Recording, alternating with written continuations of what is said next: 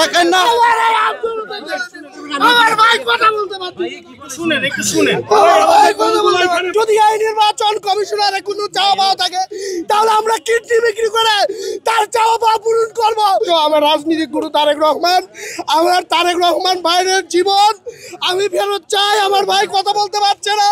যদি এই নির্বাচন কমিশনারে কোনো চাওয়া পাওয়া থাকে তাহলে আমরা কিডনি বিক্রি করে তার চাওয়া পাওয়া পূরণ করবো, কিন্তু আমাদের দলকে নিবন্ধন দিতে হবে। যদি নিবন্ধন না দেওয়া হয় তাহলে তারেক ভাইয়ের মতো আমরা সকল চোরাই যোদ্ধা এখানে মৃত্যুবরণ করবো ইনশাল্লাহ। আমাদের নিবন্ধন দিতেই হবে। প্রত্যেকটি দল মত নির্বিশেষে সকলেই আছে সহমত জানিয়ে তারেক ভাইয়ের পাশে থাকুক। তারেক ভাই জনগণের বন্ধু, জনগণের সেবক।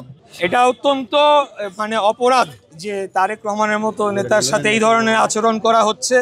আমি বলবো যে তারা বিষ খাবে না, প্রয়োজনে যারা দিবে না তারা পরিবর্তন হয়ে যাবে। বাংলাদেশ এখন সেই বাংলাদেশে চলছে, কিন্তু অন্যদেরকে যদি দিতে পারে, যারা ভুইফোর সংগঠনকে দিতে পারে, তারেক রহমানকে একাধিক নিবন্ধন দিলেও আমার মনে হয় সেটা মানুষ খারাপভাবে নিত না। কিন্তু সেটা আমি বলছি না।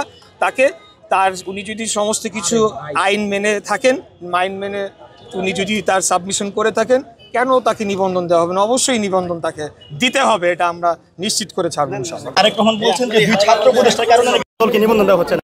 এটা অস্বীকার করার সুযোগ নাই, কারণ তিনি যথেষ্ট সমালোচক ছিলেন এই সরকারের। বিশেষ করে এমন একটা সময় গিয়েছে যখন বিশেষ বিশেষ ব্যক্তিদের সমালোচনা করা মানে ওই যে শেখ মুজিবের নাম নেওয়া যাবে না, এই ধরনের একটা পরিস্থিতি ছিল। সেই সময়ও তারেক রহমান সমালোচনা করে গিয়েছেন, সত্যকে সত্য, মিথ্যাকে মিথ্যা বলেছেন।